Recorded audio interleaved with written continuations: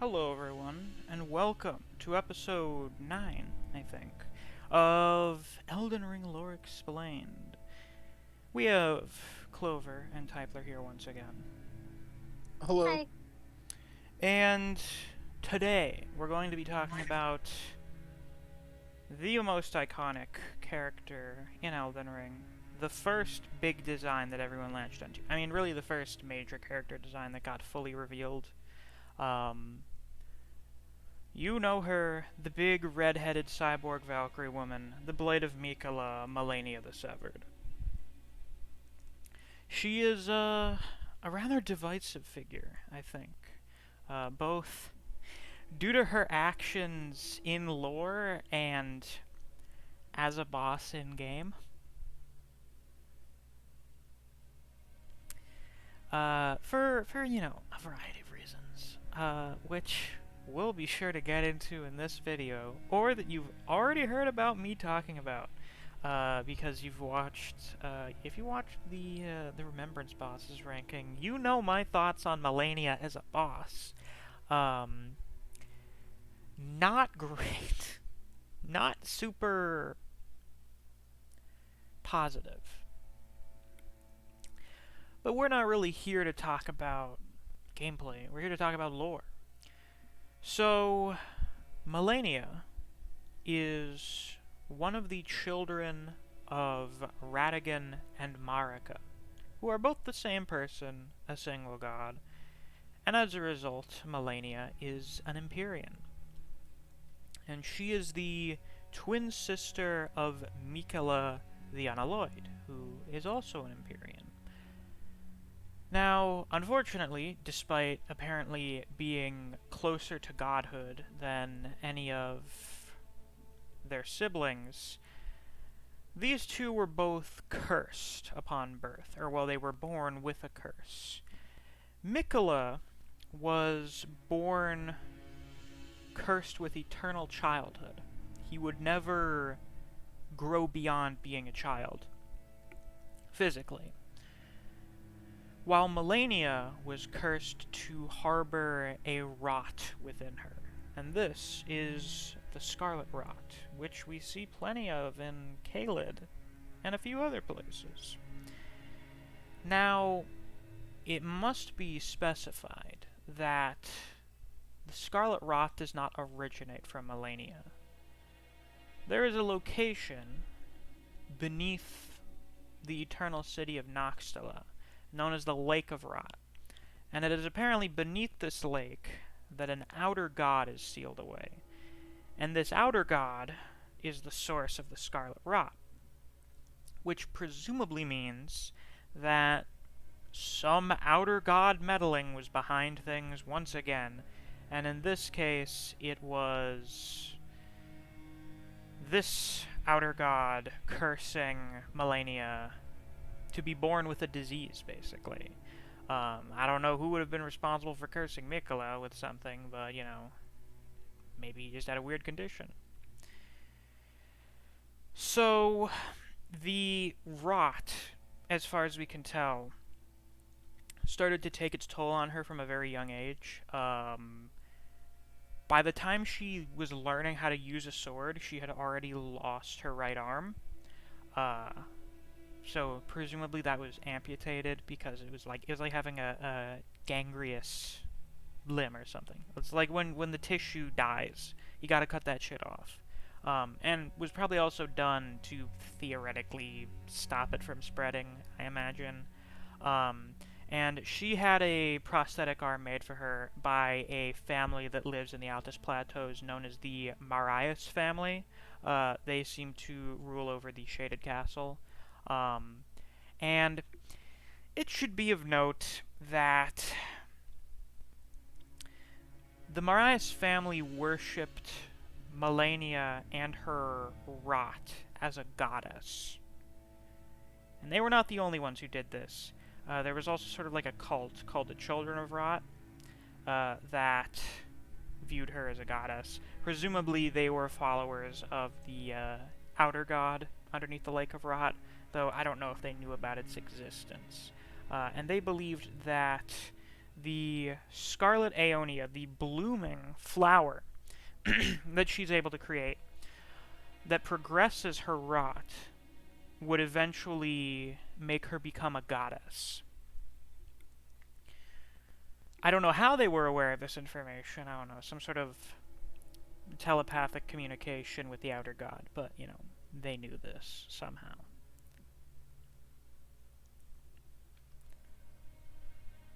I don't think we know the name of the person who taught Malenia swordsmanship, but it was some foreign swordsmaster from a country beyond the lands between. And you can find this person's weapon. Its weapon art has some similarities to her waterfall dance, you know, the anime bullshit that she does during her fight. So you can see a pretty clear connection there. It also goes to show that she was indeed a prodigy. She took that guy's swordsmanship and made it even better. Malenia and Mikola are described by Morgott as being prodigies. Clearly, Malenia was a prodigy with the blade, whereas Mikola seemed to be a prodigy in terms of intellect and science, magic, medicine, some Venn diagram of those three things. Because Mikola hated seeing his sister suffer from the Scarlet Rot and tried to find ways to cure her. He started off by working with their father Ratigan and the Golden Order fundamentalists to try and find some sort of healing incantation that could cure the Scarlet Rot. That didn't really work out, so he decided to go off and find something else that could maybe work. It's during this time that he starts growing the Halig Tree, founds Elfhail around the Halig Tree, and he ends up developing the Unalloyed Gold to ward off the power of outer gods.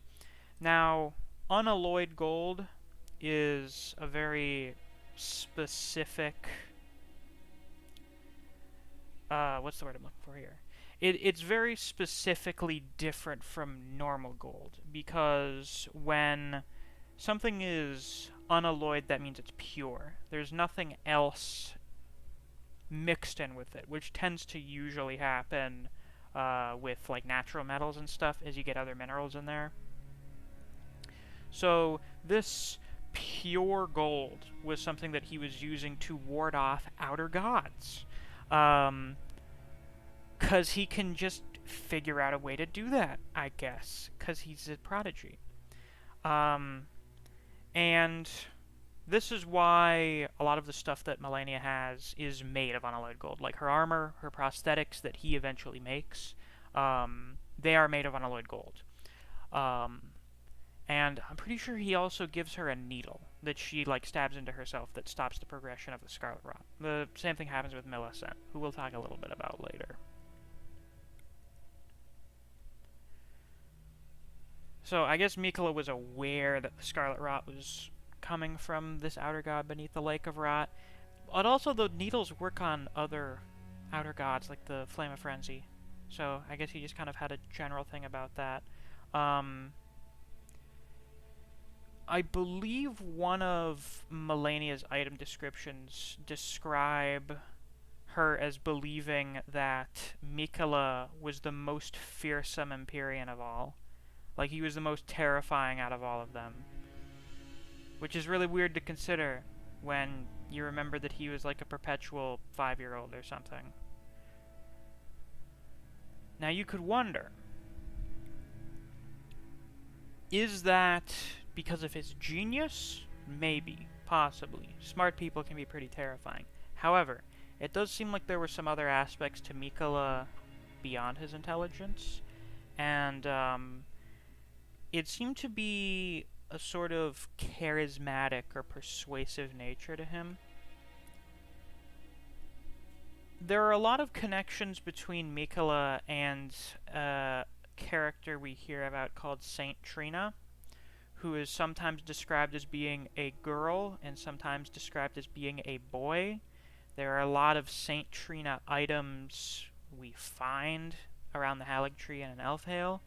Um, there are some things that like very directly allude to Mikola actually being Saint Trina, and because Mikola is so young and ethereal that sometimes you could think he was a boy, sometimes you could have thought he was a girl, um, and people develop this unhealthy obsession with worshipping and serving Saint Trina. And if Mikola is Saint Trina, that means he has this really weird effect on people. He's almost like a cult leader. And that may be part of the reason that Malenia ended up becoming so devoted to him.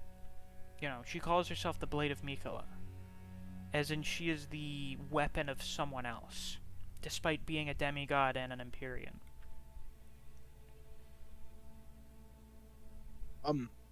I thought that might have been a reference as in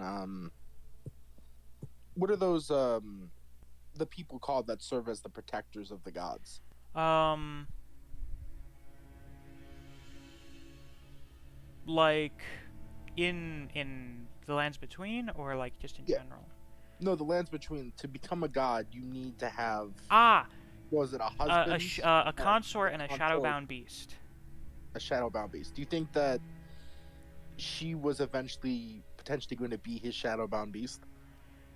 That's a very good question. Something of note about both Malenia and Mikola is that they don't have a shadowbound beast. We know Marika had Malekith, Rani had Blythe. We never see any of that. We never see a shadowbound beast for Mikola or Malenia. Moog was trying to become Mikola's consort, but there's no shadowbound beast. A reason for that may be that the shadowbound beast is something that comes from the greater will that's sort of meant to like keep the Empyrean in check a little bit. Because it seems like Blythe was meant to be loyal to the greater will, and if Ronnie went against the greater will, he would betray her, which was something he couldn't believe would happen. He didn't believe that. And Malekith seems to be more dedicated to preserving the Golden Order and serving the greater will. Um, and as such, since Malenia and Mikola were not really being chosen by the greater will to eventually succeed Marika, it never bothered. Hmm. Having that may just be kind of more essential for being host to the Elden Ring. Whereas if you're going to become like a lord, or not a lord, if you're going to become a god, if you're going to bring about and embody an age, you pretty much just need a consort. Hmm. But Um. it is possible that Malenia, she seems like she could have basically been serving a role similar to that, because um, the Shadowbound beasts are not artificially created. I don't think Malekith was not, because Malekith is explicitly Marika's half brother. But I don't know if Blythe was artificially created. He might have been. Um. I suppose another thing about that, real quick, is that well, Michaela Mikola. was Mikola was cursed to be eternally young as a Empyrean, right? Or was he a demigod? Now, he was an Empyrean. As an Empyrean, he is unnaturally large still. We actually see Miquelia in the game. Yeah, well, I think there may be a reason for that. In the opening cutscene, you can see Moog stealing Mikola, and he's small. Like Moog is just able to cradle him in one arm. I did And not know the that. statues that we see around the Halig tree are of Malenia like kneeling down and embracing Mikola, who is much smaller than her. Mm. And Malenia is only like a little taller than us. She's actually one of the more like normal-sized people who are bosses. Like most of the demigods are huge. Um, Godric's like original body was like literally just a normal human. And Malenia is only like a little bit taller than us. So yeah, Mikola was actually small. I think him becoming larger, like that big adult hand, that's not the way Mikola was before. That was the result of the cocoon, which Mm. I've learned seemingly was actually something that he put himself into within the Haligtree. He wanted to water the Haligtree with his own blood, using Empyrean blood to feed the Haligtree, um, and then also like sort of planted himself within it. I think he thought that may have had the potential to cure his curse. Right. I've also seen some things that said that it was. He also believed it could cure his sister's rot. Yeah, he probably thought that as well. I'm thinking it's in Elfhale that the first of the real big blooms happens. So from a young age, Malenia had already lost her arm, and at some point she loses her legs. We know that the Scarlet Aeonia progresses the rot, and we see in her battle with Radahn that she already has the prosthetic legs. So I'm thinking it was here in Elfhale that she had that bloom. We see the flower near her boss room. I'm thinking that's where that was, and that was the bloom that rotted away her legs. Mm. So it was the rot that had her become, like, losing her limbs? Yeah, like her body was literally rotting away Okay. slowly over time, and then it was Mikola's Unalloyed Gold that was slowing down that process. Mm-hmm. Now everything goes to shit when the shattering happens, which you could call the shittering, because shit hits the fan. Everything goes to hell. Malenia goes and grabs a Great Rune. The Great Rune description says it should have been like the most holy of all. It should have been the most divine of all of the Great Runes, which is presumably because she was the only Empyrean that got a Great Rune. Other than Ranni supposedly had one, but then gave it up. But like she would have died before the Elden Ring was shattered. So I don't know. She just never took one. I guess I don't know. So Malenia is the only Empyrean who had a Great Rune, who had a big chunk of the Elden Ring. But Malenia doesn't really have any personal ambitions. She is the Blade of Mikola. She is the servant of her brother. So presumably she went and nabbed that for the purpose of being of use to Mikola, helping him out, being of service to him and his work on the Haligtree, creating a kingdom for people unloved by the Erdtree, which would be especially helpful now that the Elden Ring was broken. Typler, do you know you're muted? I'm assuming he does. I do. There was a problem last episode with you hearing some playback in your the recording in the microphone, so Yeah, that just I'm happened like muting once. myself if I'm not talking. Ah, I see. Thank you. Excellent. Good. So she goes and takes one of the Great Runes, and then probably goes back to the Haligtree. And this is where everything gets way worse. Because while Malenia was gone, Mikola had planted himself within the Haligtree. You can kind of see the spot where he did in Malenia's boss room.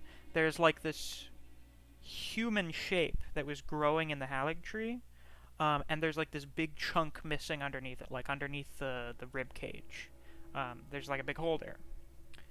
That's presumably where Mikola was. You could almost perhaps think that the tree body that you see could have been the new body for Mikola that was growing.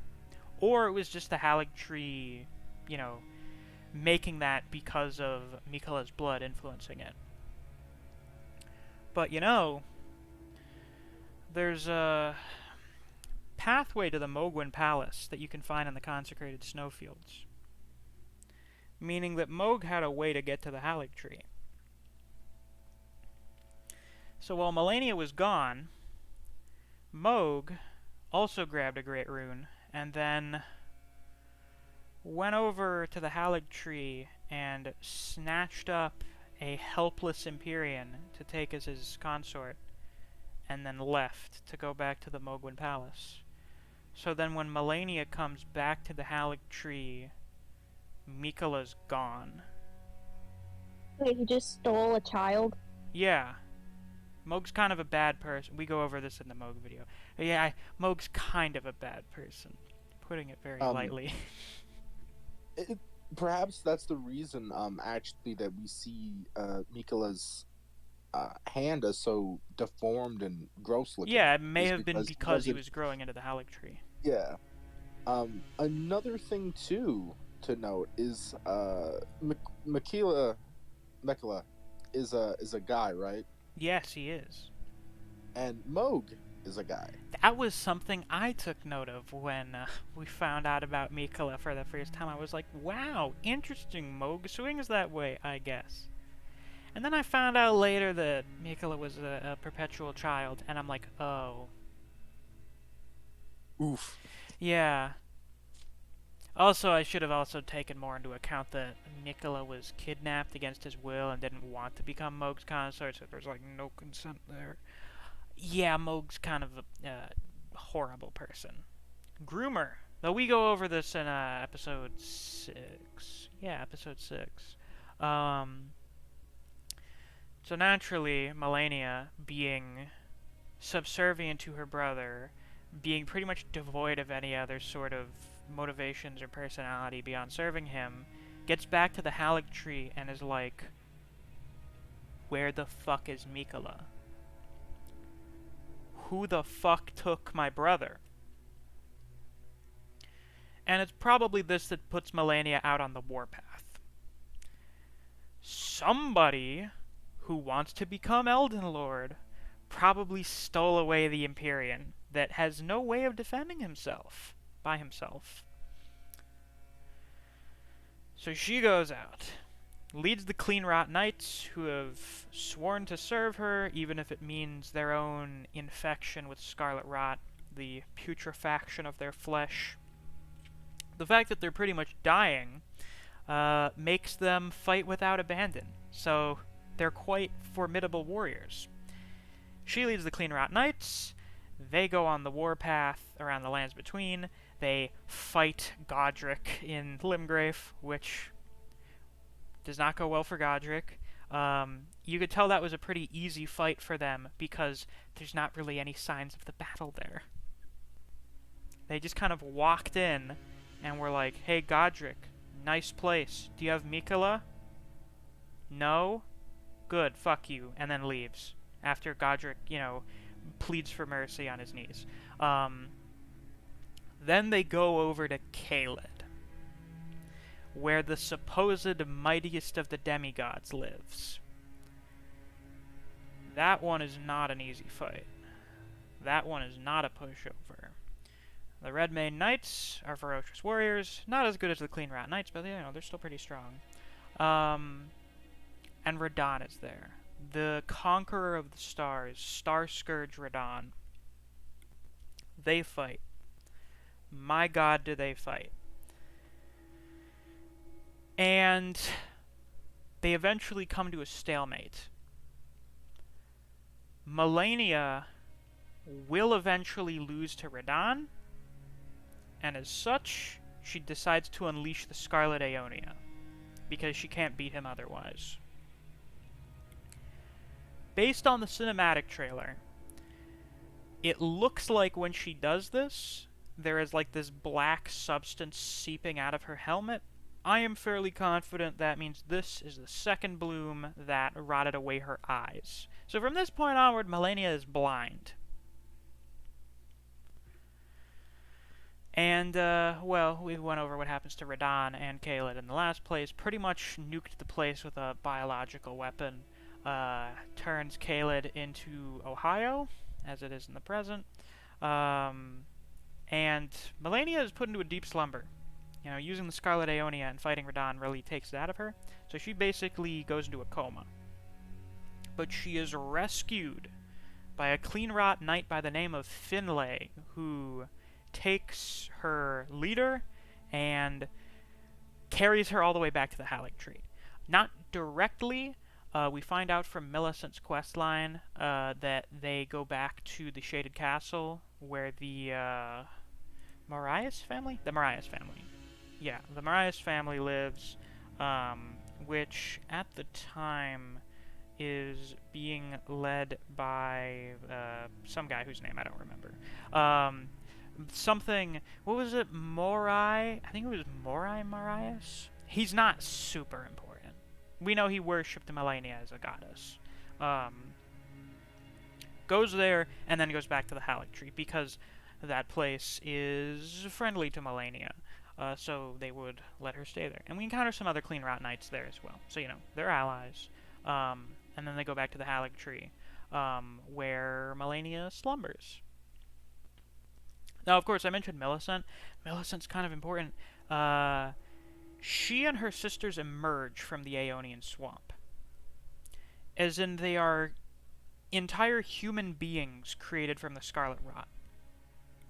There are also the pests, the gross, many-handed bug creatures that seem to have human-level intelligence. We also find those in the Lake of Rot.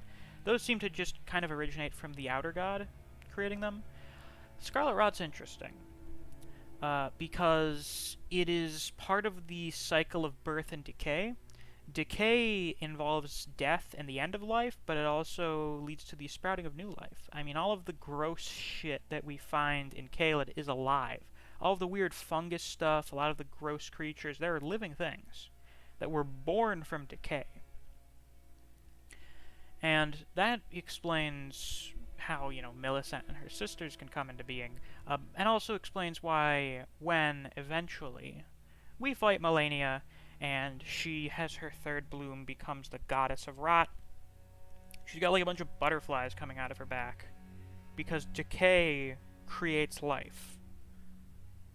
In a weird way, it ends up doing that. I believe it should be noted that the Scarlet Aeonia, it apparently is a part of a subcategory of incantations that I'm not sure if this is a official name of it, but Servants of Rot Incantation. Interesting. I did not know about that. Are there any other Servant of Rot incantations? Yes, the Pest Threads, Poison Armament, and Poison Mist. But the thing about Pest Threads, if you recall, those are the bug people. Yeah, the bug people that came from the Scarlet Rot as well. The lore of it says, a technique of the pale pests who crawl through the lands afflicted by Scarlet Rot, the abandoned children of the goddess. That could refer to either them being creations of the Outer God, meaning it's a goddess, or it could be referring to Malenia, because Malenia doesn't even really seem to be aware of any of the beings that were born of the Scarlet Aeonia. Like, she has no idea that Millicent and her sisters exist. Mostly because she goes into a coma and then gets dragged to the other side of the world, where she continues being in a coma, during which Millicent and her sisters are born and then kind of do their own thing. How long does she stay in a coma? Good question. We don't really know. She could have been asleep the entire time after her battle with Radahn. I don't think she was asleep for that entire time, because she ends up getting, at the very least, a new prosthetic arm. Though it's possible that those were just kind of left for her.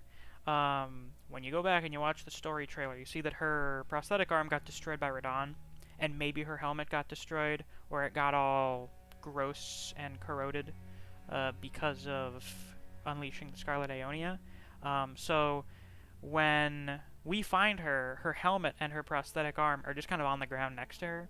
So it's possible that they had a couple spares, or some other people knew how to make unalloyed gold, and just kind of left them there for her, maybe. But she is waiting for Mikola. That's really all she does. All of the other demigods have their own thing going on. Godric's ruling over Limgrave and wants to eventually return to Leyndell. Radahn's gone insane. Rykard wants to devour the gods. Mohg wants to create his own dynasty. Morgoth's trying to stop everything from going to shit. Malenia actually has the most similarities to Rennala, and that Rennala's just kind of sitting around, maybe waiting for Radahn to come back. And that Malenia doesn't do anything. Malenia doesn't have any ambitions. There's not really. She doesn't want to become Elden Lord. She doesn't really want to like establish a new kingdom of her own or anything. She doesn't want to become the goddess of a new age, which she could do since she's an Iberian. You know, presumably, if a quest line for it were available, we could make Mikola the god of an age of blood, and Malenia would have brought about an age of rot. But she's not interested in that because she's just kind of an empty person. Like, there's just not really anything to her. Her whole identity is, I am Malenia, the Blade of Mikola. And if Mikola's gone, then she really doesn't have anything to do. So she just sits at the base of the Halig tree, in the Halig tree roots, and just waits for him to come back. But he's been God. stolen away by Moog, and he's in that cocoon, he's gotten all these gross rituals done to him. So he's not ever going to come back. So she was just gonna sit there waiting for him to come back forever. I think it's kind of funny to note. You have the blade Malenia, or sorry, the blade of Michaela. Mikola. Yeah, yeah, Mikola. yeah. The blade of Mikola, right? And then you have the hand of Malenia. So, you know what I mean? Yeah. Like it's a chain.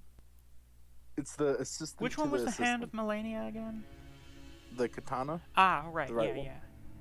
Well, I mean, that Which is pretty much just her literally hand. comes out of her hand. Yeah, it's pretty. Well, it's pretty. Yeah. That is just kind of a neat little thing. She's not very creative, is she? Not This really. sword is my hand. I am my brother's blade. That's pretty much it. Yeah. She's not. Malenia is not that deep in kind of a sad way. She really doesn't have much going on for her, so she does a bunch of like fucked up horrific shit, like everything that happened to Kaled and Radahn, because she doesn't care about anyone else other than Mikola. Or really herself, for the most part, honestly. Like, even after we kill her, she's like, wow, you're really cool. That's cool. And then apologizes to Mikola for losing to someone. She's a very empty, hollow person.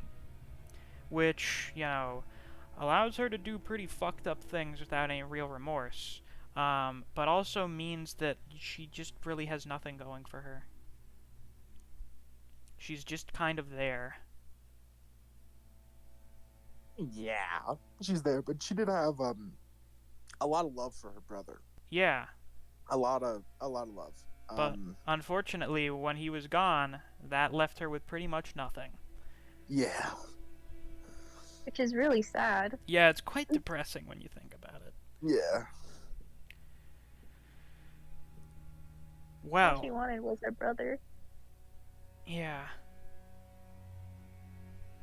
Well, that's pretty much all about Malenia. Certainly a rather interesting figure within the lore, to say the very least. I mean, she's pretty much the mascot of the game. So, pretty interesting as one of the game mascots. Like, think about it. Actually, the game mascot is honestly usually like the guy on the cover or something. I guess, honestly, Artorias is kind of the Dark Souls 1 mascot, if we're being honest. He's pretty deep. Dark Souls 3 is the Soul Ascender, which is not really a person. Yeah, actually. I don't think any other FromSoft game has had, like, a boss that has been so iconic, and was iconic before the game even came out. Like, 2 years before the game came out. 2.5 years before the game came out. It's like, yes, that is Malenia, the Elden Ring character. John Elden Ring. She makes for a pretty interesting person to be, like, the most recognizable person in the game. It's also quite ironic and very FromSoft to have said very iconic character be a super secret boss. And also the hardest boss they've ever put in any of their games. I don't know about you, but pre-patch, I just destroyed them. Really? Has she been? Have they nerfed her at all? I know they nerfed Radon. I've No, experienced no, they that. didn't nerf her at all, but Oh, great. they nerfed the weapon I used. Which one was that? The Sword of Night and Flame, of course. Ah, yes, of course, of course. Well, use the Blasphemous Blade. Apparently, the weapon art's really good against her.